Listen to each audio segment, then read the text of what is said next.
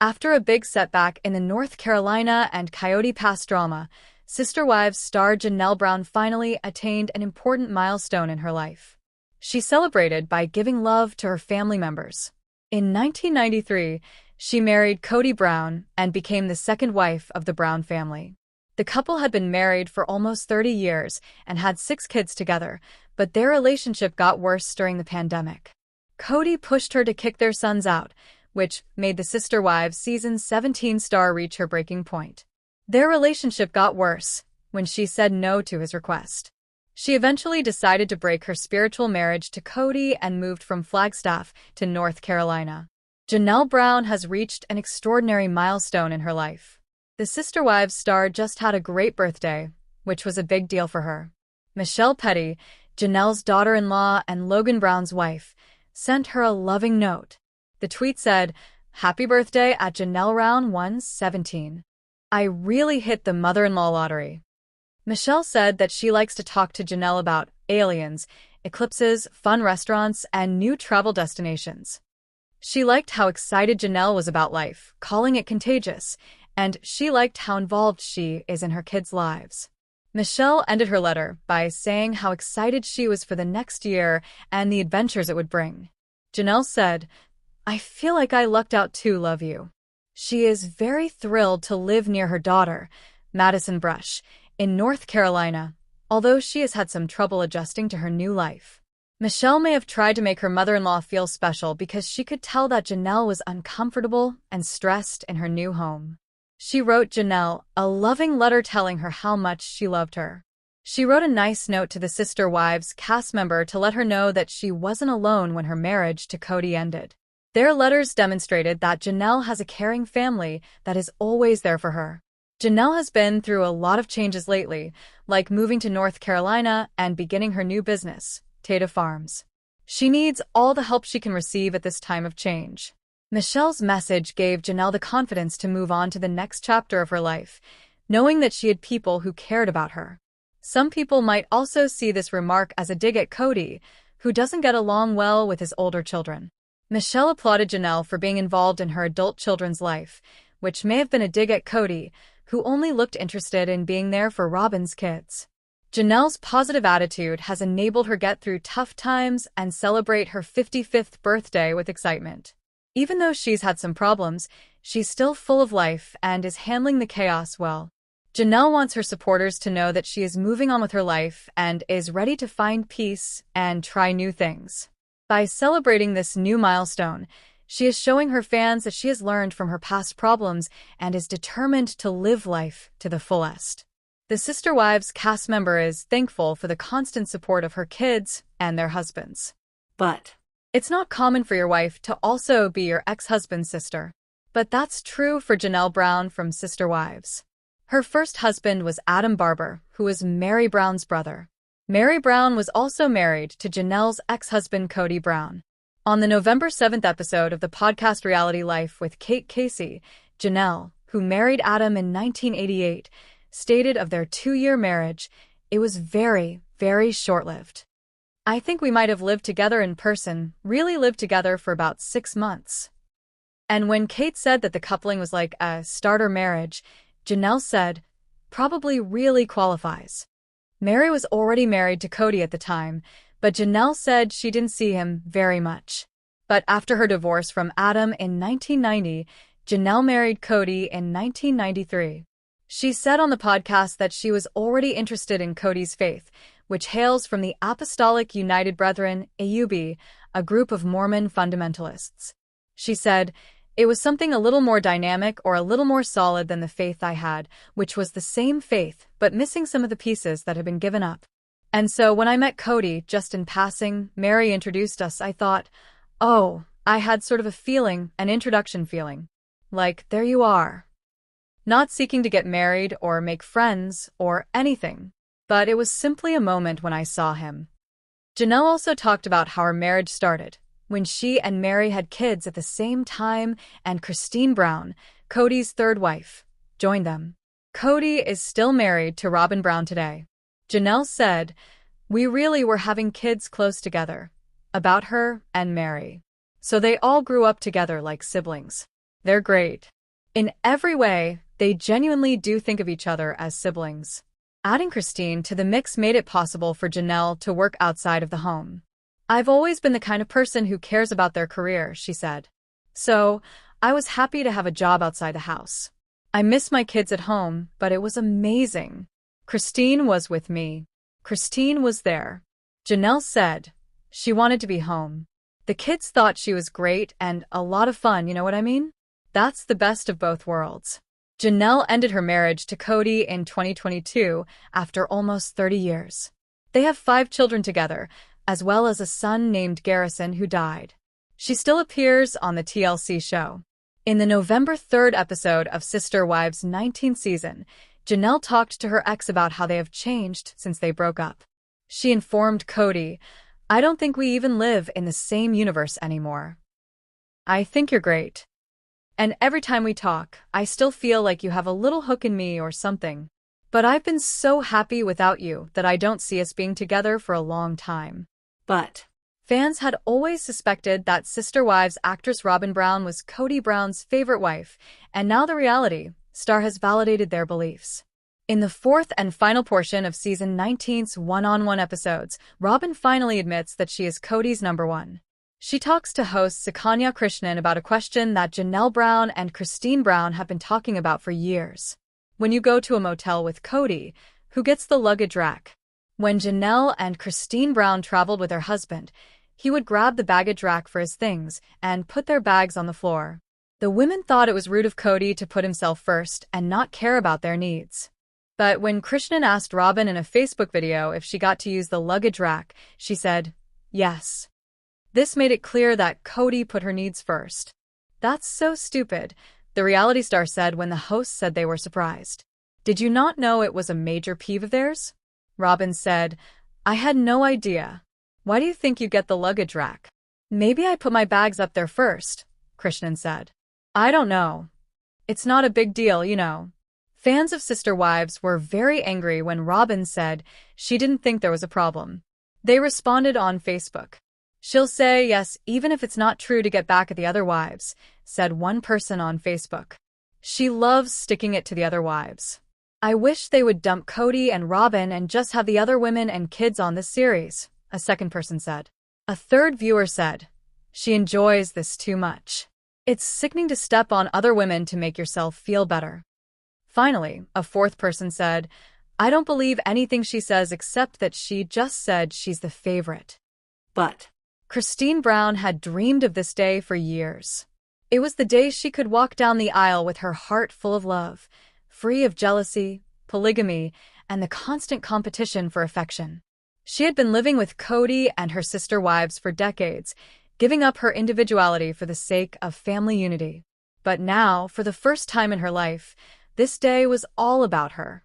David, her new partner, was nothing like anyone else she had ever met. He was calm, kind, and didn't want to control her choices. From the moment they met, Christine felt like she was really seen. Her laughter, her kindness, and even her scars from the past were appreciated instead of ignored. He didn't just love her, he cherished her. The wedding took place in the mountains of Utah, surrounded by pine trees and open skies. Christine wanted the ceremony to feel intimate, family-oriented, and joyful. Her children played a big role. Aspen helped coordinate the decorations, Michael T. brought in music with Tony's guitar, and Isabel proudly stood as one of her mother's bridesmaids. Even Truly, who had been hesitant at first about her mom remarrying, wore a delicate lavender dress and held flowers, smiling shyly at David whenever he looked her way. When Christine walked out in her wedding dress, a soft ivory lace dress with a flowing train, the crowd gasped. It wasn't just that she looked beautiful, it was that her happiness seemed to shine brighter than the sun. For years, Christine had carried the pain of being the other wife, of being ignored, but now she stood with her chin high, glowing with confidence. The music got louder as she walked down the aisle with her father figure. Guests cried freely, and Janelle, who had been Christine's best friend and supporter for years, grieved the most. She whispered to herself, she finally found the love she deserves. The vows were personal and heartfelt. David promised Christine that he would always be honest, loyal, and a partner to her. This was something she had wanted for a long time, but had never fully received. Christine, through tears, promised to embrace this new chapter without fear, to be his equal, and to keep her heart open to the love she had once thought was impossible. The reception turned into a fun party after the ceremony. There was dancing, laughter, and a lot of food that Christine had chosen herself. Home-style dishes that reminded her of family dinners, but with a new, happy twist. She danced with her kids, twirling around with Truly, and later shared her first slow dance with David, leaning her head against his chest as the world seemed to disappear around them. Christine didn't feel empty, even though not all of her family members were there. Kody and some of the other spouses opted not to go. For the first time, she wasn't waiting for someone to approve of her, fighting for love, or apologizing for wanting to be happy. She was free. As Christine and David walked hand in hand through the glowing lights, friends and family held up sparklers. There was laughter in the mountain air. Christine looked back once and met Janelle's eyes. The two women smiled at each other in a way that said they knew what was going on. The future was uncertain, but Christine knew one thing for sure. She had chosen love, and love had finally chosen her back. Not only was it a wedding, it was a new beginning. But Christine Brown had always been the life of the party in her family, but when it came to singing, she often laughed at herself and admitted she didn't have the best voice. Still, as Michael's wedding day drew closer, Christine felt an overwhelming desire to do something memorable for her daughter. She didn't want to just stand by and watch her little girl walk into a new chapter of life. She wanted to give her a gift straight from the heart. Christine sat in her living room late one night, after everyone else had gone to bed, and scrolled through wedding songs on her phone. She started to cry as she thought about how Michael had grown from a bubbly little girl with endless energy to a confident young woman getting ready to marry the love of her life. What if I sang something for her? Christine whispered to herself. The idea made her both excited and scared. Christine found a local music teacher who gave private singing lessons the very next day. When she first walked into the studio, she felt awkward and held her notebook like a nervous teenager. "I've never been much of a singer," she told the teacher, "but my daughter is getting married, and I want to sing for her on her wedding day. Even if my voice isn't perfect, I want her to know it's full of love." The teacher grinned and said, "That's the most beautiful reason to sing I've ever heard. Let's get started." Christine worked hard for weeks. She learned how to breathe right, how to control her pitch, and how to sing with feeling instead of perfection. Sometimes she left lessons feeling proud, and other times she drove home laughing at herself when she hit the wrong notes. But no matter what, she kept practicing. She would even sneak out to her car late at night to sing softly, so no one in the family would hear her. The other sister wives noted that Christine appeared busier than usual. Janelle once joked, "Christine, what are you sneaking off to do all the time? You're acting like a teenager with a secret crush." Christine just laughed and brushed it off, not ready to tell them what she was up to. Finally, the big day came. Guests arrived, and the air was full with excitement, laughing, and anxious energy. Michael looked beautiful in her dress, and Christine's heart swelled with pride as she saw her daughter go down the aisle. Christine gently came up to the microphone after the ceremony and speeches. Everyone turned to look at her, and the room fell silent.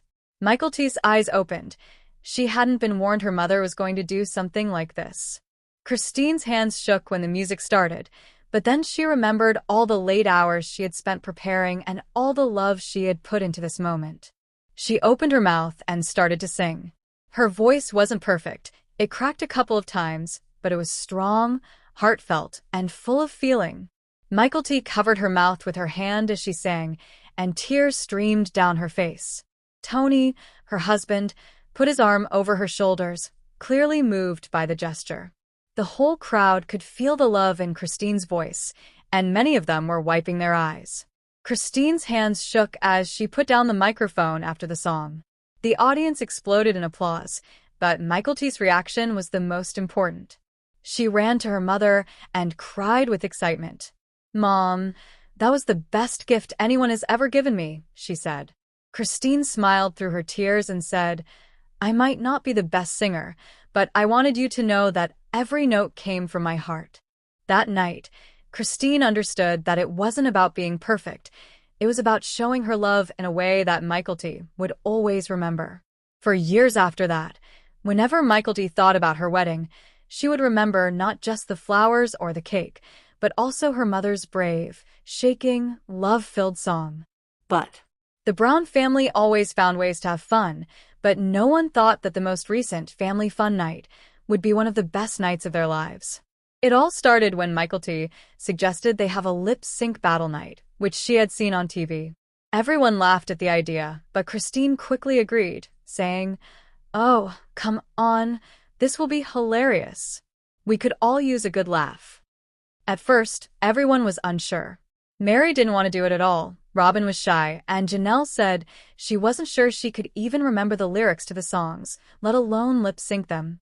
But after some persuasion and the promise of fun costumes, everyone agreed. Kody, of course, was the most excited, already bragging about how he would steal the show.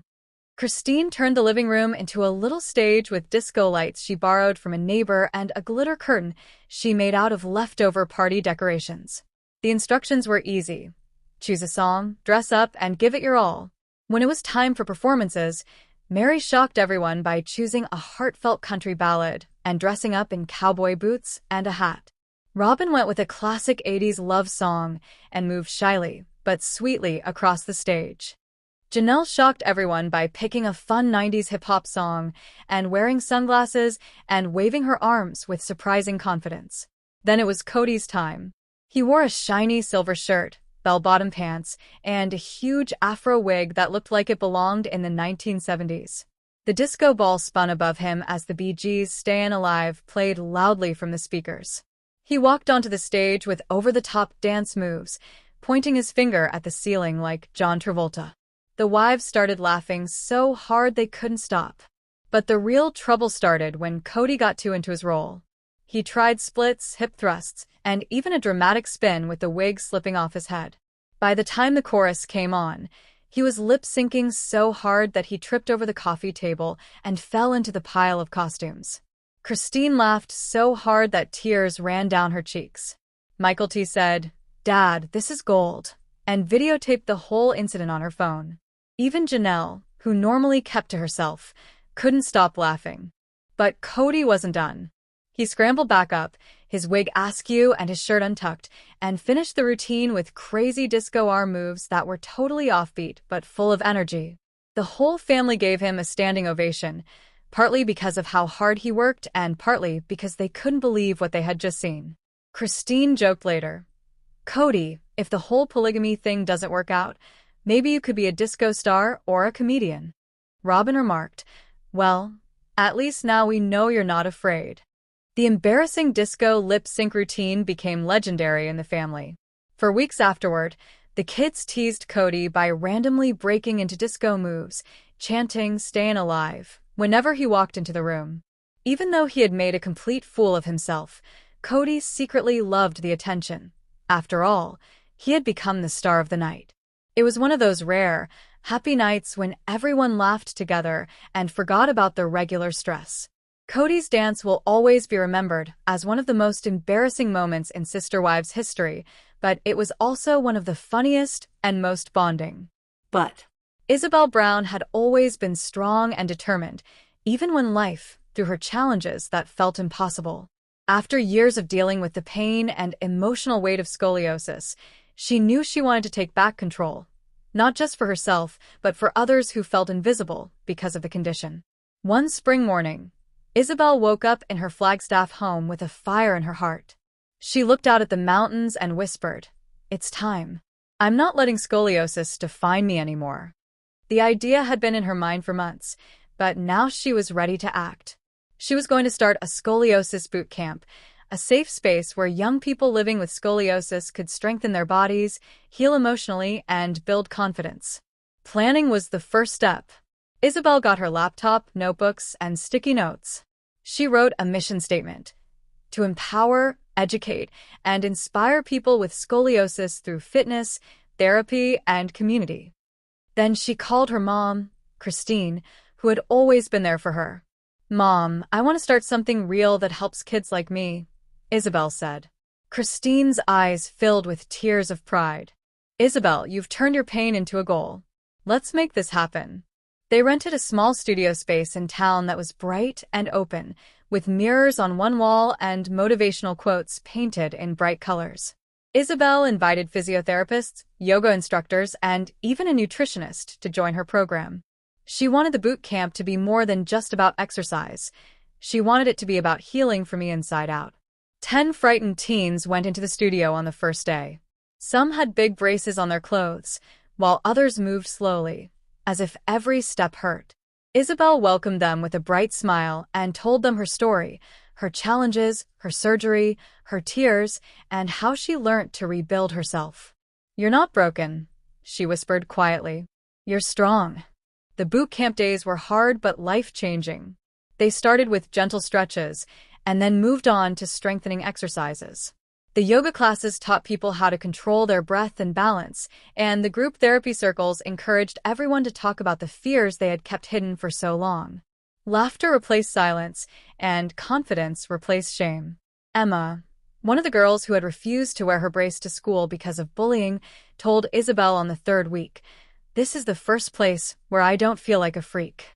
Isabel hugged her fiercely and said, "You're not a freak, you're a fighter." People rapidly heard about the program. Parents commended Isabel for her bravery, and more families signed up. The studio was soon full of music, determination, and the sound of lives being changed. Isabel's boot camp was no longer just a fitness program, it was a movement. Isabel set up a showcase day dubbed Stand Tall Celebration before the end of the summer. Each person stood in front of their family and told their tale. Some cried, some laughed, and all of them stood taller, both physically and mentally. Christine sat in the first row and cried. "Isabel," she said, "you've made something amazing." Isabel saw the happy faces surrounding her and finally felt it. Freedom. The boot camp was no longer just about scoliosis. It was also about strength, bravery, and how to turn misery into purpose. Isabel didn't just feel strong for the first time in years. She felt like she couldn't be stopped. Hello, lovely viewers. Welcome to my channel.